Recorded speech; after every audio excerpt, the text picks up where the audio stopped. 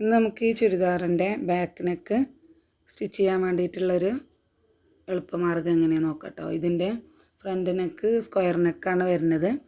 ബാക്കിൽ നമ്മൾ റൗണ്ടായിട്ട് നോർമലായിട്ടാണ് കൊടുത്തിട്ടുള്ളത്. അപ്പോൾ ഈ ക്ലോത്ത് നല്ല പിന്നിടം ക്ലോത്ത് ആവുകൊണ്ട് നമ്മൾ ക്രോസ് പീസ് വെച്ച് സ്റ്റിച്ച് ചെയ്താലും അതിൻ്റെ ഷോൾഡറിൻ്റെ ഭാഗം ഓപ്പണായിട്ട് കിടക്കും. അപ്പോൾ ലോക്ക് ചെയ്താലും ഒരു പിന്നണ ഒരു നൈസായിട്ട് നൂലിങ്ങനെ പോരുന്ന രീതിയിലുള്ളൊരു ക്ലോത്താണിത്. അപ്പോൾ അതിന് വേണ്ടിയിട്ട് നമ്മൾ ബാക്ക് ഇതുപോലെ ബാലൻസ് വരുന്ന ക്ലോത്ത് നല്ല ഭാഗത്ത് നെക്ക് സാധാരണ പോലെ നല്ല ഭാഗം കാണുന്ന രീതിയിൽ വെച്ചിട്ട് അടിയിൽ ലൈനിങ് വെക്കുക. അതിൻ്റെ മുകൾ ഭാഗത്ത് ആ നല്ല ചുരിദാറിൻ്റെ നല്ല ഭാഗത്ത് തന്നെ ഈ ക്ലോത്തിൻ്റെ ഒരു 4 ഭാഗം അടിച്ചിട്ടുള്ളൊരു ക്ലോത്ത് വെക്കുക. ഇപ്പോൾ ഏറ്റവും അടിയിൽ ലൈനിങ്ങും അതിൻ്റെ മുകളിൽ മെയിൻ മെറ്റീരിയൽ മെയിൻ ക്ലോത്തിൻ്റെ നമ്മൾ ബാക്ക് പീസ് ഉണ്ടല്ലോ അതിൻ്റെ നല്ല ഭാഗത്തിൻ്റെ മുകളിൽ ഇങ്ങനെ നമ്മൾ ഒരു സ്ക്വയറായിട്ട് കട്ട് ചെയ്തെടുത്ത ക്ലോത്തും കൂടി വെച്ചിട്ട് നമുക്കൊരു പിഞ്ച് ചെയ്തെടുക്കാം. അതിൻ്റെ മുകളിൽ ഇതുപോലെ നമ്മൾ അടയാളപ്പെടുത്തിയൊരു ക്ലോത്ത് ഉണ്ടെങ്കിൽ അത് വെച്ച് മാർക്ക് ചെയ്തെടുത്താൽ നമുക്ക് എളുപ്പത്തിൽ അളവും കാര്യമൊക്കെ മാർക്ക് ചെയ്തെടുക്കാം.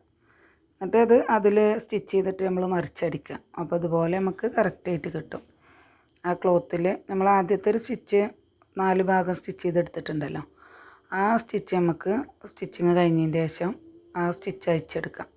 അപ്പോൾ അതിൻ്റെ ഒരു ഫിനിഷിങ്ങിന് വേണ്ടിയിട്ട് നമ്മളതിന് വേണ്ടിയിട്ട് എടുക്കുന്ന ആ പേപ്പർ ഉണ്ടല്ലോ, ഒരു കാർഡ്ബോർഡിൽ കട്ട് ചെയ്തെടുത്ത് അതൊന്നും അങ്ങനെ കട്ട് ചെയ്ത് വെച്ചാൽ എല്ലാ ഡ്രസ്സിനും ബാക്ക് നെക്ക് കറക്റ്റായിട്ട് നമുക്ക് എടുക്കാം. 3 ഇഞ്ച് അതായത് 6 ഇഞ്ച് വിടുത്തിലുള്ള നെക്കാണ് ചെയ്യണമെന്നുണ്ടെങ്കിൽ കറക്റ്റായിട്ട് എപ്പോഴും ആ കാർഡ്ബോർഡ് വെച്ചിട്ട് നമുക്ക് ബാക്ക് മാർക്ക് ചെയ്തെടുക്കാം. അതിൻ്റെ ശേഷം ഫ്രണ്ടും ബാക്കും ഇത് അതുപോലെ വെച്ചിട്ട് നമുക്ക് സ്റ്റിച്ച് ചെയ്തെടുത്താൽ എല്ലാ സ്റ്റിച്ചും ഉള്ളിലായിട്ട് നല്ല കവേർഡായിട്ട് കിട്ടും. അപ്പോൾ ഈ ഭാഗം കറക്റ്റായിട്ട് ഒരു സ്റ്റിച്ച് പോയി കഴിഞ്ഞാൽ ഒറ്റ സ്റ്റിച്ചിലാകുമ്പോൾ അതിൻ്റെ നീറ്റ്നെസ്സും ഉണ്ടായിരിക്കും. ഇത് ലൈനിങ് തികയാത്തതുകൊണ്ട് നമ്മൾ ലൈനിങ്ങിൻ്റെ ഭാഗം 3 ഇഞ്ച് ജോയിൻ്റ് ചെയ്ത് കൊടുത്തിട്ടുള്ളതാണ്. സ്റ്റിച്ചിങ് ഒക്കെ കഴിഞ്ഞതിന് ശേഷം നമുക്ക് മുകളിൽ കൂടെ ഒരു സ്റ്റിച്ച് ഇങ്ങനെ കൊടുത്തിട്ട് ഒരറ്റത്തു നിന്ന് തുടങ്ങിയിട്ട് മറ്റേ അറ്റം വരെ സ്റ്റിച്ച് ചെയ്തെടുക്കാം. അപ്പോൾ ഇങ്ങനെ ആകുമ്പോൾ ഉൾഭാഗം പിന്നെ അത് നല്ല നീറ്റായിട്ട് ഒക്കെ കവറായിട്ട് കിട്ടും, കവേർഡായിട്ട് നമുക്ക് കിട്ടും. മറ്റേത് പിന്നി പോകാൻ ചാൻസ് ഉണ്ട്.